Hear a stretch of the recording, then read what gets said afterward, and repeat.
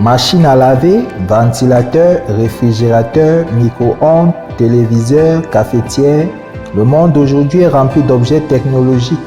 Des plus simples aux plus sophistiqués, le processus de développement d'une nouvelle technologie reste le même.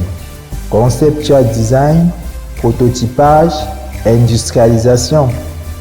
Dans la phase de conceptual design, l'inventeur imagine le concept et cherche à le modéliser.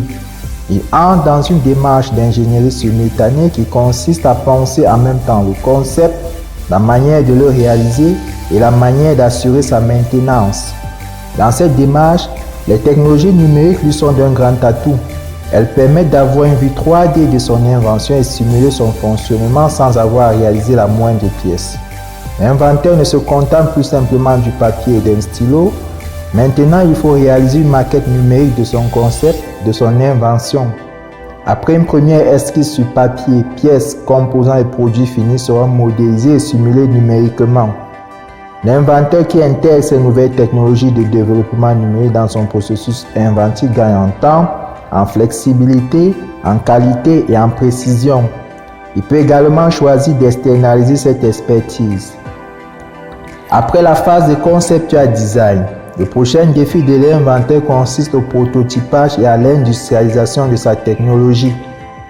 La performance d'un objet technologique réside non seulement dans son concept, mais aussi dans le choix des matériaux. En fait, les formes diverses que peuvent prendre pièces et composants d'une technologie et la performance globale recherchée orientent le choix des matériaux. Les formes pour l'ingénieur peuvent être fonctionnelles, techniques, esthétiques ou contraintes. Réaliser des formes de plus en plus complexes avec un degré de précision et de raffinement exigé demeure un enjeu de taille pour l'ingénieur. Aujourd'hui, l'industrie manufacturière mondiale est en train de migrer vers une vision 4.0 de la production en série des pièces et composants.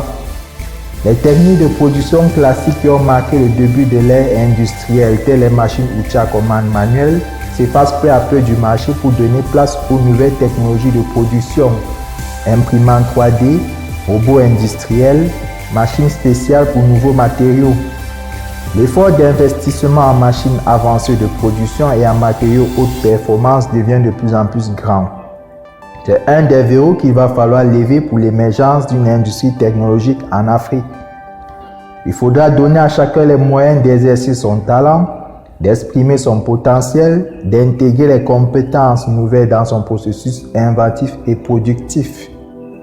La mise en place d'un technopôle qui permet la mutualisation des moyens de production par catégorie de produits est un début de solution, ainsi que la mise en place d'un cadre d'apprentissage de ces nouvelles technologies de production. Pour l'instant, selon les capacités locales, l'inventeur indépendant et les startups technologiques doivent faire un choix entre intégration et externalisation de tout ou partie de leur production, selon la qualité, la productivité et sécurité recherchée. Cela implique une collaboration avec des partenaires externes qualifiés et compétitifs.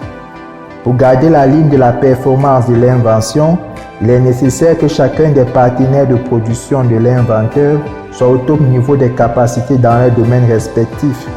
Ils doivent chaque fois repousser leurs limites en adoptant les techniques les plus performantes qui existent dans leur domaine d'activité. Derrière chaque objet technologique du quotidien se cache toute une industrie.